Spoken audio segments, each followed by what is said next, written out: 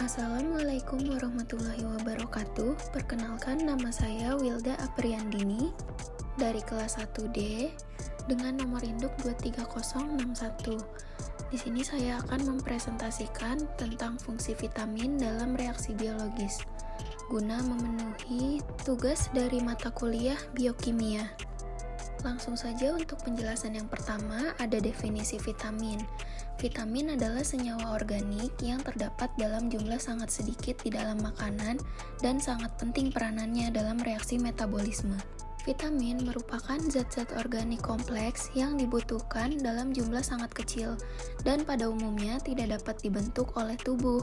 Oleh karena itu, harus didatangkan dari makanan. Vitamin termasuk kelompok zat pengatur pertumbuhan dan pemeliharaan kehidupan. Tiap vitamin mempunyai tugas spesifik di dalam tubuh.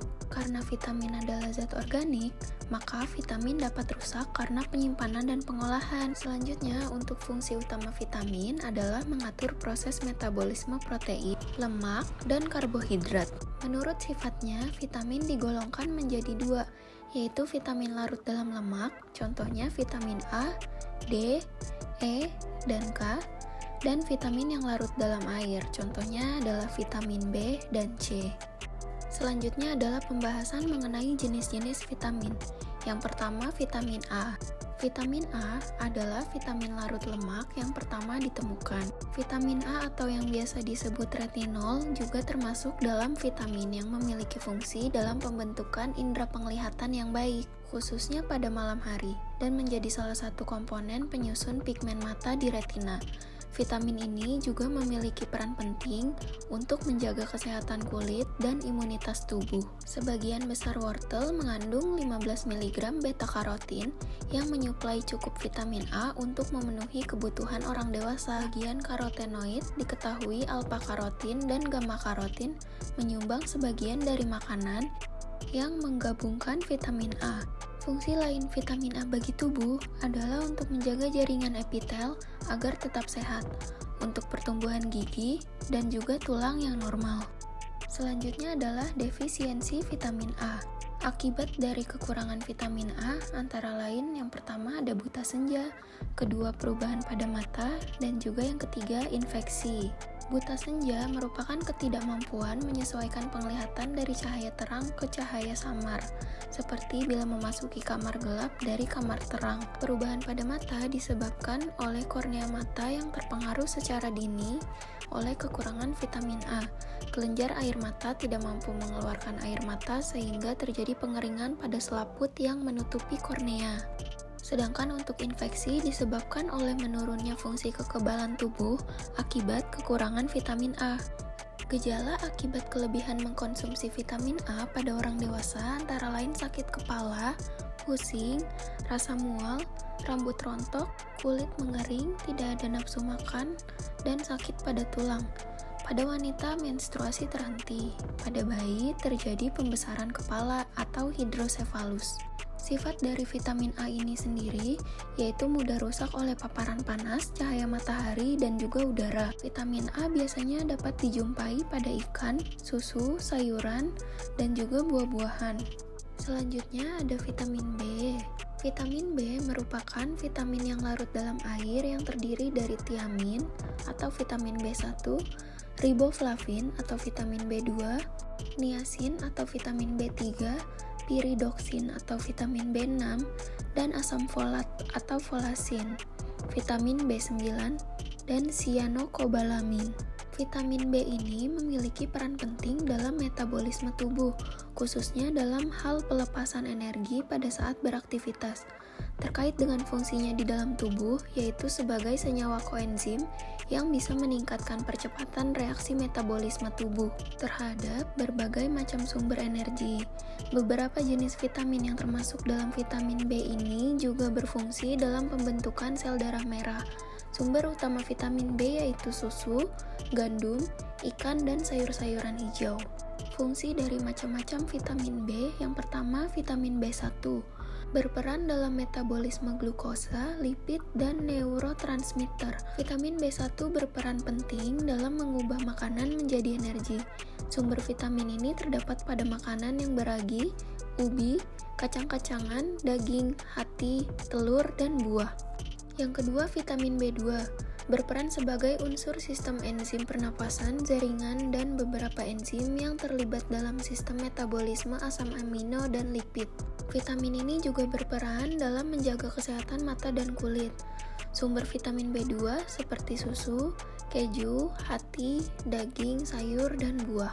Yang ketiga adalah vitamin B3, berperan dalam reaksi enzimatik dalam tubuh atau metabolisme karbohidrat, lemak, dan protein.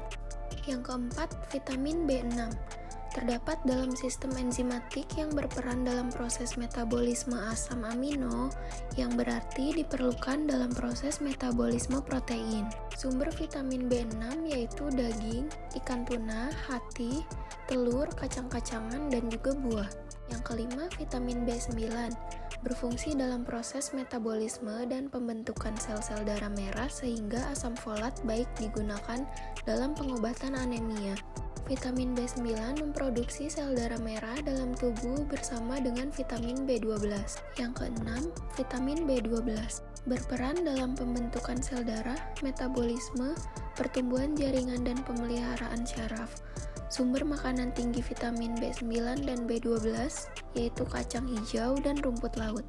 Untuk gangguan kesehatan yang muncul akibat kurangnya asupan vitamin B, yang pertama kurangnya vitamin B1 yaitu penyakit beriberi dan penyakit Wernicke. Selain itu, seorang yang kekurangan asupan vitamin B1 juga mengalami gejala seperti mudah kelelahan, mudah tersinggung, melemahnya daya ingat, anoreksia, nyeri perut, dan konstipasi. Kurangnya vitamin B2 menghambat pertumbuhan bayi dalam kandungan dan meningkatkan resiko preeklamsia. Seseorang yang kurang asupan vitamin ini akan mengalami gejala berupa anemia, mata merah, mulut kering, bibir pecah-pecah, infeksi mulut, sehingga sensitif terhadap cahaya. Kurangnya vitamin B3 menyebabkan tubuh mudah lelah, gangguan pencernaan, sariawan, muntah, kelelahan, hingga depresi. Kalau kurang vitamin B6, menyebabkan lemah, mudah tersinggung, dan juga sulit tidur. Vitamin B9, penurunan jumlah sel darah merah atau anemia megaloblastik. Kurangnya vitamin B12, mudah lelah, diare, gelisah, mati rasa, dan sensasi kesemutan pada jari-jari tangan maupun kaki, dan pada kasus yang berat dapat menyebabkan kerusakan syaraf. Kalau kelebihan vitamin B juga nggak baik, karena dapat menimbulkan mual, gangguan hati, kulit kemerahan, dan juga perih. Jenis vitamin yang ketiga yaitu vitamin C.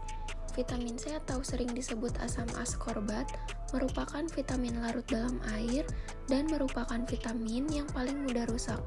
Vitamin C menjadi vitamin yang esensial bagi manusia karena tidak disintesis dalam tubuh manusia, namun disintesis dari tanaman maupun hewan. Sumber utamanya adalah buah-buahan seperti jeruk, tomat, belimbing, dan juga sayuran. Sifat vitamin ini mudah teroksidasi oleh panas, cahaya, dan juga udara. Oksidasi akan terhambat apabila vitamin C dibiarkan dalam keadaan asam atau pada suhu rendah. Fungsi dari vitamin C sendiri adalah sebagai penyembuh luka dan meningkatkan daya tahan tubuh melawan infeksi, sebagai antioksidan, membentuk sel-sel tubuh dan pembuluh darah, mencegah penyakit kudis. Gangguan kesehatan yang muncul akibat kurangnya vitamin C yaitu sariawan, bibir pecah-pecah, kurang energi atau cepat lelah, kudis, dan juga anemia. Nah, jika kelebihan vitamin C, dampaknya adalah terjadinya gangguan pencernaan. Kadar vitamin C berlebih yang disalurkan melalui usus terlalu banyak dapat menimbulkan masalah sistem pencernaan. Gejalanya seperti mual dan muntah. Yang keempat ada vitamin D. Vitamin D merupakan vitamin larut minyak ya, terdiri atas beberapa bentuk, tapi hanya ada dua bentuk utama, yaitu vitamin D2 dan vitamin D3.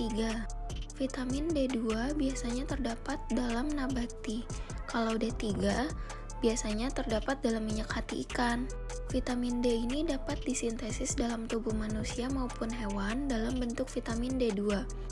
Fungsi dari vitamin D sendiri yaitu untuk pembentukan gigi dan juga tulang. Peranan vitamin D juga sangat penting untuk metabolisme kalsium dan fosfor, juga mencegah penyakit rakitis atau pelunakan tulang pada anak-anak.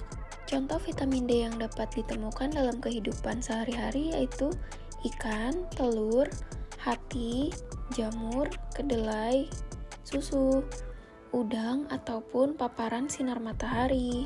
Sedangkan untuk gangguan akibat kekurangan vitamin D, yaitu radang sendi, osteomalacia atau hilangnya unsur fosfor dan kalsium secara berlebihan, diabetes, dan juga rakitis. Jenis vitamin yang kelima yaitu vitamin E. Vitamin E merupakan vitamin larut minyak, atau biasa disebut tokoferol, merupakan suatu senyawa anti-sterilitas. Sifatnya sensitif atau kurang stabil terhadap cahaya, oksigen, dan panas. Sumber vitamin E biasanya dari bahan nabati seperti minyak kelapa, kacang-kacangan, biji-bijian, dan juga sayuran. Fungsi utamanya adalah sebagai antioksidan alami dan juga sangat penting untuk fungsi darah. Vitamin E juga berfungsi mencegah asam lemak yang berlebihan. Gangguan yang terjadi akibat kurangnya vitamin E yaitu kemandulan, gangguan fungsi saraf, dan juga otot. Yang terakhir ada vitamin K. Vitamin K ini sangat penting dalam koagulasi atau biasa juga disebut dengan pembekuan darah. Karena vitamin ini berfungsi mencegah pendarahan yang berlebihan. Vitamin K adalah sekelompok senyawa yang bersatu untuk mensintesis protein yang berperan untuk membekukan darah. Fungsi utamanya yaitu membantu proses pembekuan darah. Apabila tubuh kekurangan vitamin K, darah akan sulit membeku. Akibatnya, orang yang kekurangan vitamin ini cenderung mudah mengalami pendarahan dan luka yang sulit sembuh. Vitamin K biasanya dapat ditemukan di ikan, daging, hati, serta kuning telur. Defisiensi atau gangguan yang terjadi akibat kurangnya vitamin K yaitu menghambat pembekuan darah dan menurunnya kepadatan tulang. Baik, sekian materi presentasi yang dapat saya sampaikan. Mohon maaf apabila masih banyak kekurangan. Semoga video ini dapat bermanfaat bagi kita semua. Dan apabila ada kesalahan, mohon dapat dikoreksi ya. Terima kasih. Wassalamualaikum warahmatullahi wabarakatuh.